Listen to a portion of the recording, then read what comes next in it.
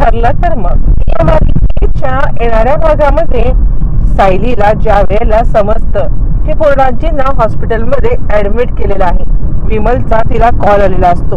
विमलने तिला सांगितलेलं असतं की अचानकपणे पूर्णाजींना हार्ट अटॅक आलेला आहे आणि त्यांना ऍडमिट केले. मग सायली धावत पळत हॉस्पिटलच्या दिशेने जायला निघते. त्याच वेळेला इकडे आता पूर्णाजी अर्जुनकडे वचन मागत असतात. पूर्णाजी अर्जुनला सांगत असतात, आज तुला ठरवायचं आहे की तुझ्यासाठी तुझ्या लहानपणापासून तुझ्यासोबत असणारी आजी महत्वाची आहे की तुझ्यासाठी ती 1.5 वर्षापूर्वी आलेली मुलगी महत्वाची आहे.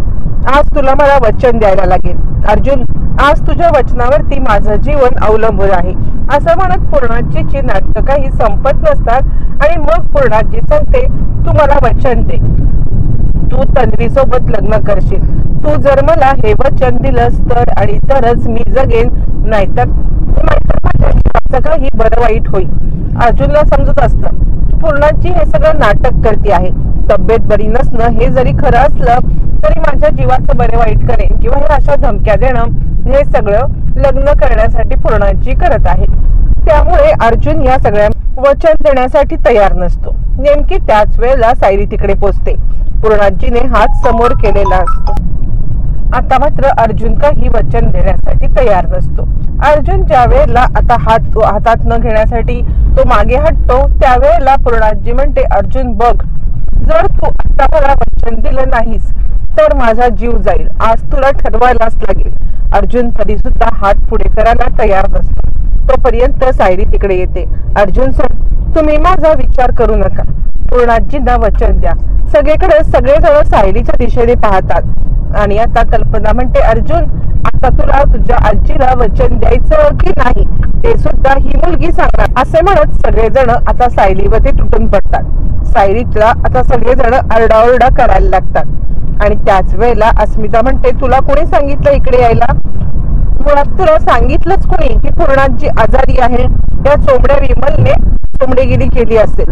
असं म्हटल्यावरती आता इकडे अर्जुन म्हणतो, अस्मिताई अगं हॉस्पिटलमध्ये दुश्मन सुद्धा ज्या वेळेला बघायला येतो ना त्याला सुद्धा या अशा गोष्टी नाही बोलल्या जात. तू शांत बसशील का? हे हॉस्पिटल आहे आणि हॉस्पिटलमध्ये शांतता राख जरा. त्यावरती कल्पना म्हणते, अर्जुन तू नको आम्हाला शिकवूस. आतापर्यंत दर वेळेला मी हिचीच बाजू घेऊन अस्मिताला बोलत आले, स्वतःच्या मुलीला मी दर वेळेला बोलत आले, पण तरी सुद्धा हिने मला धोका द्यायचा तो दिलास ना, मग अस्मिता परवडते रे. जे काही आहे ते तोंडावरती तरी बोलते. या मुलीसारखं नाही मनात एक आणि ओठात एक आणि सगळ्यांना फसवायचं ते काही नाही. पूर्णाजींच्या नजरेसमोर ही राहायला नको आहे. त्यावरती सायली म्हणते, अर्जुन सर तुम्ही ना काहीही झालं तरी पूर्णाजींचं वचन पाळा. सध्याच्या घडीला पूर्णाजींची तब्येत बरी होणं गरजेचं आहे. यावरती अर्जुन म्हणतो, काय बोलताय तुम्ही मिसेस सायली? यावरती सायली अर्जुनला समजवते, काहीही झालं तरी पूर्णाजींना वचन द्या. आता अर्जुनचा नाईलाज होत. अर्जुनच्या डोळ्यात पाणी आलेलं असतं आणि अर्जुनला आता कोणत्याही प्रकारे नाही म्हणता सुद्धा येत नाहीये. त्यामुळे अर्जुन या सगळ्यामध्ये आता होकार देऊन पूर्णाजीचा हात हातात घेतो. सायली हे सगळं बघते आणि तिकडून निघून जाते. आता खरं तर अर्जुनने वचन तर दिलेलं असतं पण अर्जुन सायलीवरती खूप चिडलेला असतो. नको त्या वेळेला नको तिथे येऊन आता सायलीने हा सगळा घोळ घालून ठेवलेला असतो. त्यामुळे अर्जुन चिडतो. मग आता इकडे सायली चैतन्यला कॉल करते आणि आता अर्जुनला भेटण्यासाठी सांगते. आता इकडे अर्जुन सायलीवरती चिडलेला असतो. सायली आता कान पकडून माफी मागते, सर मला माफ करा. यावरती अर्जुन म्हणतो, तुम्हाला तिकडे येण्याची काय गरज होती? तुम्हाला माहिती आहे ना मी तन्वीचा किती राग करतो आणि तन्वीचा राग करतो आणि त्यामुळे मी तिच्याशी लग्न कसं करू शकतो? सायली म्हणते, मला माहिती आहे तुम्ही तन्वीचा किती राग करता, पण तुम्ही पूर्णाजींवरती किती प्रेम करता हे तुम्हाला माहिती आहे का? त्या मूर्ख प्रियाच्या पायी तुम्ही पूर्णाजीला दुखवणार आहात का? अर्जुन म्हणतो, मग काय आता पूर्णाजीच्या खुशीसाठी मी तिच्यासोबत लग्न करायचं आहे का? यावरती सायली सांगायला लागते, तुम्ही पूर्णाजीला वचन दिलं की तुम्ही लग्नाला होकार देणार आहे म्हणून लग्न झालं असं होणार आहे का? यावरती अर्जुन म्हणतो, म्हणजे मला नाही समजलं काय तुमच्या डोक्यात आहे? यावरती सायली सांगते, माझं चैतन्य सरांसोबत बोलणं झालेलं आहे, आमचा प्लॅन ठरलेला आहे. मुळातच या सगळ्यामध्ये चैतन्य सरांनीच मला ही युक्ती दिलेली आहे त्यावेळेला त्यांनी आता फोन केला होता तेव्हा मला सगळं सत्य सांगितलं असं म्हटल्यावरती मग मात्र आता इकडे अर्जुन म्हणाला तो काय आहे चैतन्य तुझ्या डोक्यामध्ये. मग चैतन्य, अर्जुन आणि सायली हे तिघ जण मिळून आता मोठी युक्ती आणि चैतन्य सांगायला लागतो हे बघ पूर्णाजीचं वचन पूर्ण करणं हे तुझं काम नाहीये. तू वचन काय दिलंयस की मी या सगळ्यामध्ये लग्नाला तयार आहे. लग्नाला तयार आहे म्हटल्यावरती तू लग्न करणं किंवा लग्न पूर्ण होणं हे तुझं कर्तव्य नाहीये. अर्जुन म्हणतो मला कळतच नाहीये पण मी लग्नाला होकार देण्यावरती लग्न थांबणार कसं, कारण ती तन्वी गुडघ्याला बाशिंग बांधूनच बसलेली आहे ना.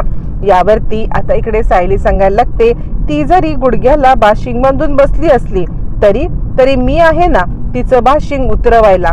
काहीही झालं तरी सुद्धा तिला या सगळ्यामध्ये ज्या वेळेला खऱ्या अर्थाने फटका बसेल ना त्यावेळेला ही गोष्ट तिला समजेल. त्यावरती अर्जुन म्हणतो मला अजूनही कळत नाहीये की तुमचं काय चाललंय. यावरती आता इकडे सायली सांगायला लागते सर ते कॉन्ट्रॅक्ट मॅरेजचे पेपर आहेत ना ते फक्त मिळवणं इतकंच तुमचं काम आहे. त्यावरती अर्जुन म्हणतो त्या दिवशी ज्या वेळेला ते पेपर पूर्णाजीने उधळून टाकले ना त्याच वेळेला आम्ही ते गोळा केलेत आणि आता आपल्या रूम मध्ये आणून ठेवलेत. सायली सांगते त्यातले जे डिवोर्सचे पेपर आहेत ज्याच्यावरती आपण सह्या केल्यात ते पेपर फक्त फाडून टाका. चैतन्य म्हणतो हा तू तेवढंच काम कर आणि बाकी कॉन्ट्रॅक्ट मॅरेजचे जे पेपर आहेत ना ते तसेच ठेव. तुम्ही त्यानंतर कॉन्ट्रॅक्ट मॅरेज तुमचं जरी संपलं असलं तरी सुद्धा तुम्ही तुमच्या त्या ज्याच्यामध्ये जो शेवटचा नियम लिहिलेला आहे की काहीही झालं तरी सुद्धा आम्ही या सगळ्यामध्ये डिवोर्स घेऊ पण तो डिवोर्स अजूनपर्यंत झालेला नाहीये. म्हणजे तुमचं कॉन्ट्रॅक्ट मॅरेज का होईना पण ते अजूनपर्यंत चालू आहे आणि त्यामुळे तुम्हाला कुणीही लिगली वेगळं नाही करू शकत. असं म्हटल्यावरती अर्जुन म्हणतो हे कसं शक्य आहे. यावरती अर्जुन म्हणतो तू ते कॉन्ट्रॅक्ट मॅरेज वाच, त्याच्यामध्ये तूच स्वतःच्या हाताने तो क्लॉज दिलेला आहेस की जोपर्यंत डिवोर्स पेपरवरती सह्या करत नाही तोपर्यंत ऑफिशियली तुम्ही नवरा बायको आहात. मग तुमच्या डिवोर्स पेपरवरती सह्याच नाही आहेत म्हणजे खऱ्या अर्थाने तुझं एक लग्न झालेलं आहे. मग या सगळ्यामध्ये एक लग्न झालं असताना दुसरं लग्न तू करतोयस या कारणासाठी आता इकडे तन्वीवरती ऍक्शन घेतली जाऊ शकते, तुझ्यावरती ऍक्शन घेतली जाऊ शकते आणि मग मात्र तुला या सगळ्यामध्ये आता काहीही झालं तरी क्लीन चिट मिळून जाईल म्हणून आम्ही हा सगळा ड्रामा केलाय. अर्जुन म्हणतो पण या सगळ्यामध्ये आता बदनामी नाही का होईल, म्हणजे सिनियरची बदनामी होईल, सुभेदार परिवारांची बदनामी होईल. ऑलरेडी या कॉन्ट्रॅक्ट मॅरेजला मीडियाने इतकं उचलून धरलंय ना की या सगळ्यामध्ये आता सगळ्या गोष्टी म्हणजे अगदी टोकाला गेलेल्या आहेत. असं म्हटल्यावरती मग मात्र सायली सांगते नाही सर तुमचे मित्र आहेत ना जे तुमचे मित्र इन्स्पेक्टर आहेत त्यांच्याशी चैतन्य सर बोललेत आणि त्यावेळेला तेच एंट्री मारणार. आम्ही त्यांना इथे सुद्धा आज पण बोलवले. अर्जुन म्हणतो तुमचा इतका सगळा प्लॅन हा मला काही माहितीच नव्हता. यावरती सायली सांगायला लागते हो सर हा प्लॅन आम्ही दोघांनी मिळून केला होता. असं म्हटल्यावरती मग मात्र आता अर्जुन सांगायला लागतो ठीक आहे मग मी या सगळ्यामध्ये सामील आहे. असं म्हटल्यावरती आता इकडे इन्स्पेक्टर साहेबांची एंट्री होते. इन्स्पेक्टर साहेबांना चैतन्यने ऑलरेडी सगळं समजावून सांगितलेलं असतं.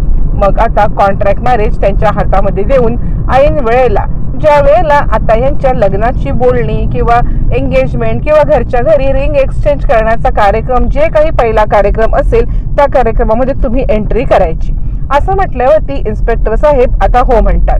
त्यामुळे कोणताही मीडिया नाही कोणताही आता या प्रकारे प्रचार न करता आता सगळ्यांनी ठरवलं असतं की काही झालं तरी हा साखरपुडा मोडायचा किंवा हे लग्न मोडायचं. हे ठरल्यावरती मग आता अर्जुन घरी येत. आता रविराज आणि आता पूर्णाजी यांची एक परत मीटिंग ठरते. त्यावरती पूर्णाजी सांगते अर्जुनने या लग्नाला होकार दिलाय. यावरती रविराज म्हणतात पूर्णाई तुम्ही जोर जबरदस्ती करून काही केलेलं नाहीये ना. यावरती मग आता पूर्णाई म्हणायला लागते की नाही हे बघा मी अर्जुनकडून वचन घेतलंय काहीही झालं तरी सुद्धा या सगळ्यामध्ये अर्जुन माझ्या वचनाच्या बाहेर नाहीये. असं म्हटल्यावरती मग मात्र रविराज म्हणतात ठीक आहे मग आपण उद्याच्या उद्या घरी आता रिंग एक्सचेंज करून घेऊया, साखरपुडा नॉमिनल करू आणि लवकरात लवकर लग्नाचा मुहूर्त काढूया.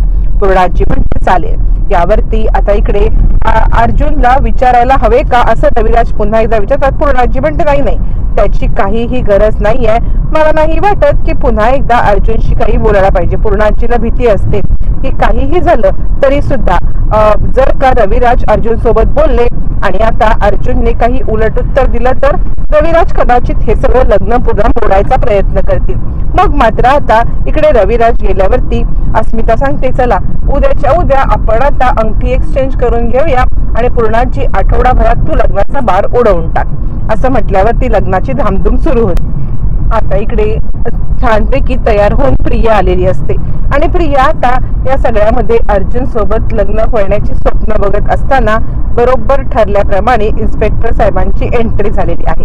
इन्स्पेक्टर साहेब आलेले आहेत आणि आता सगळेजण हजर. इन्स्पेक्टर साहेब सांगतात, हे बघा मीडिया समोर ऑलरेडी अर्जुन सुभेदार आणि सायली मधुकर यांच्या या सगळ्या कॉन्ट्रॅक्ट मॅरेजच्या चर्चा चालू आहेत. अजूनही हे कॉन्ट्रॅक्ट मॅरेजचं काही सोक्षमोक्ष झालेलं नाहीये आणि तुम्ही या सगळ्यामध्ये आता जे काही करताय ना त्या गोष्टी एकदम इल्लीगल आहेत. या सगळ्यामध्ये आता जर का मी तुमच्यावरती केस टाकली तर सगळ्यांना मी 8 टाकेन. पण मी अर्जुन सुभेदार यांचा मित्र या नात्याने तुम्हाला सांगायला आलोय, हे लग्न तुम्ही करू शकत नाही किंवा हा साखरपुडा होऊ शकत नाही. हे जर का केलं तर माझे हात कायद्याने बांधलेले आहेत. काही झालं तरी सुद्धा मग मला ऍक्शन घेणं काम आहे, कारण माझ्या सिनियर कडून मला तशी ऑर्डर आहे. असं म्हटल्यावरती पूर्णाची कल्पना चांगल्याच हादरतात आणि तिकडे सायली येते आणि सायली सांगायला लागते, नाही इन्स्पेक्टर साहेब तुमचा काहीतरी गैरसमज होतोय. म्हणजे आता याच्यामध्ये प्रिया म्हणजे ही तन्वी हिच्यासोबत नाही तर माझ्यासोबत पुन्हा यांचा साखरपुडा होतोय. अर्जुन म्हणतो, हो तुमचा काहीतरी गैरसमज होतोय. असं म्हणत अर्जुन आता सगळ्यांच्या समोर हे बोलल्यामुळे आता पूर्णाजीला किंवा कल्पनाला काहीच बोलता येत नाही आणि प्रियाला आता सगळ्यामध्ये गप्प बसण्याशिवाय दुसरा कुठचा पर्याय राहत नाही. आणि यामुळे आता ठरलेला साखरपुडा मोडण्यामध्ये सायली आणि अर्जुन चैतन्याच्या मदतीने यशस्वी झालेले असतात. आणि आता इन्स्पेक्टर साहेबांच्या समोर सायली आणि अर्जुन यांच्याच अंगठ्या एक्सचेंज केल्या जातात. ठरल्याप्रमाणे सायली आणि अर्जुन यांचा साखरपुडा सगळ्यांच्या उपस्थितीत धूमधडाक्यात झालेला असतो आणि प्रियाला फक्त आता गप्प बसून काहीही न बोलता ऐकण्याशिवाय काही पर्याय राहिलेला नसतो.